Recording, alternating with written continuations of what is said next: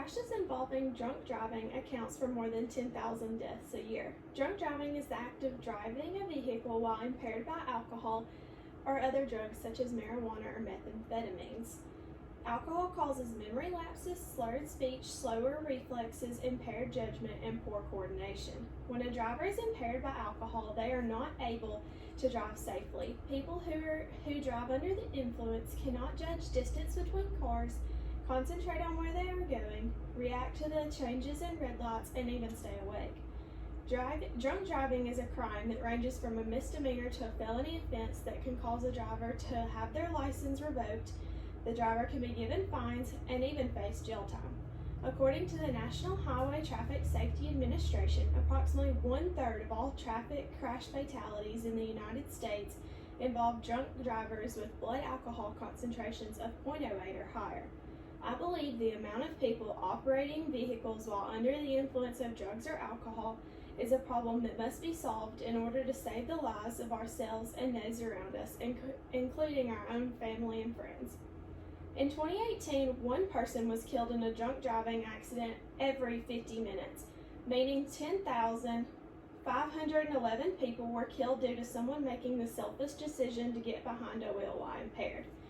The U.S. Department of Transportation stated in 2010, 1 in 5 traffic-related fatalities in children 14 years and younger was caused by alcohol-impaired driving. Over half of these children were passengers in a vehicle where the driver had a BAC above the legal limit of 0.08. These children's bright futures were cut short due to the actions of those who decided to drive while impaired. The legal drinking age is 21, but that does not stop teens from getting behind the wheel after drinking. According to the CDC, in 2017, 15% of drivers 16 to 20 years old involved in a fatal motor crash had a blood alcohol concentration higher than the legal limit that adults are allowed to drink. The Dayton Daily News in Ohio published an article during prom season, which is a time when it is likely for teens to drive after drinking. The article states that in 2017, 314 deaths on Ohio roadways were caused by alcohol-impaired driving. 156 drivers under the age of 20 were involved in a fatal crash. Impaired driving also means driving under the influence of drugs. The CDC, or Centers for Disease and Control and Prevention, stated that marijuana users are about 25% more likely to be involved in an accident than drivers not impaired by marijuana.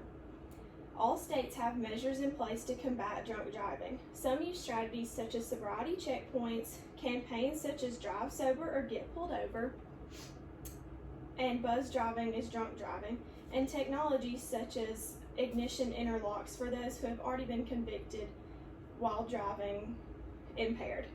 The ignition interlock system works to measure alcohol on a driver's breath. These interlocks prevent the car from starting if the driver has a BAC above a certain level, usually 2.0 according to the CDC.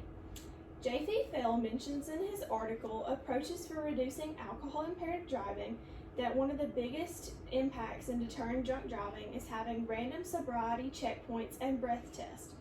While these measures are working to lower the amount of alcohol-related vehicular fatalities, there is still so much to be done to stop drunk driving. There are many strategies to limit the amount of drunk driving-related fatalities. We could work to get the legal blood concentration lowered to 0.08 from 0.08 to 0.05. Because according to the National Highway Traffic Safety Administration, 1,878 people were killed in alcohol-related crashes where drivers had a BAC of 0.01 to 0.07 below the 0.08 legal limit today. If a driver tests at or above the legal BAC limit, they should immediately have their license revoked for 90 days. Any person who is ever convicted of driving while under the influence should be required to have an ignition interlock system installed on their vehicle. This will work to prevent repeat offenses of driving under the influence. Classes in high school about the risk of riding with someone who is drunk and the consequences of deciding to drive while under the influence will educate drivers when they are young.